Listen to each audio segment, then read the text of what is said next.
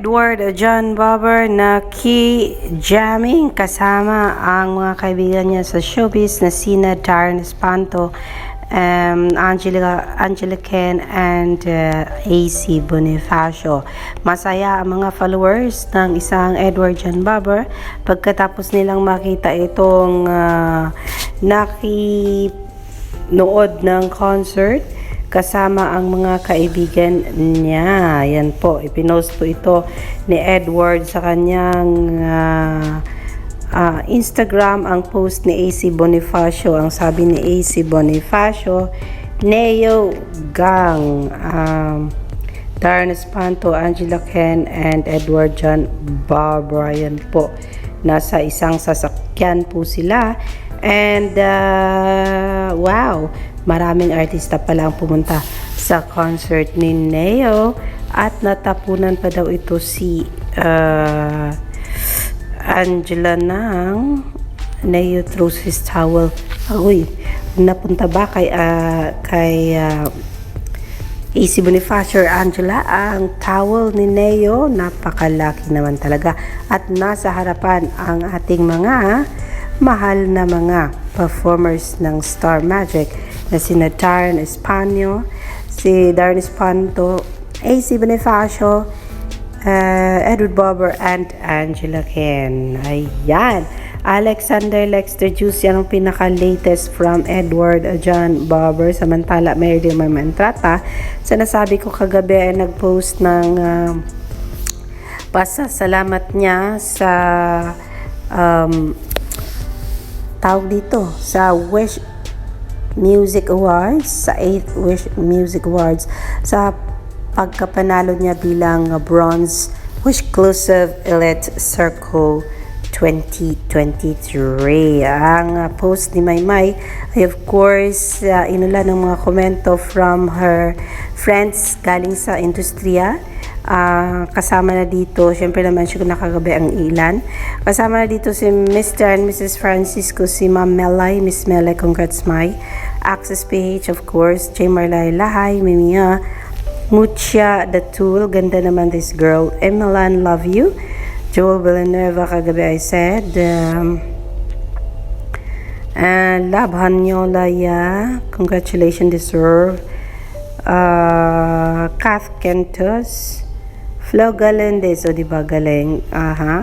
Ayan, marami pa po, maraming comment sa thread ni Maymay sa Instagram, and talagang proud na proud sila sa'yo, Marydel Maymay Entrata, sa napanalunan mo sa 8th Wish Music Awards. Ayan po mga kaibigan. Yan po ang pinaka-latest update from Maymay and Edward. And may isang tweet ng kaibigan ng isang solid ni Mary Del Maymay Entrata sa kanyang family na nag-post ng photo na kasama si Maymay Entrata. Nagkita daw po sila sa Canada. Napakalaki natin. Sabi ni Tita Lucy, at least meron man lang ganyang mga ayuda kasi nga siguro sobrang busy. Sobrang busy si Maymay Entrata sa kanyang pag-aaral mga guys. Kaya hindi niya matupag ang kanyang Instagram, ang kanyang TikTok, at ang kanyang YouTube world. Pero sige lang Maymay, naintindihan namin kasi dollars ang bayad dyan. Mag-aral ka ng maigi and bring home the bacon. Dalhin mo sa pag-uwi mo ang mga maaari mong matutunan. And of course, all the way ang suporta ng family mo, ng fans mo, ng flyers mo, at ng shippers mo from all the way from Philippines. And yes, more blessings, Marydel, Edward John Barber, Darren Espanto, Robbie Domingo, AC Bonifacio, and Liza Sobrano, and all the artistas and performers na talagang mahal natin sa industriya ng show business sa Pilipinas. And yes, Alexander Lexter Jules, I will see you later for more dito lang sa ating channel na talagang nagmamahal kay Maymay, Edward, and all the rest na talagang mahal natin mga kaibigan.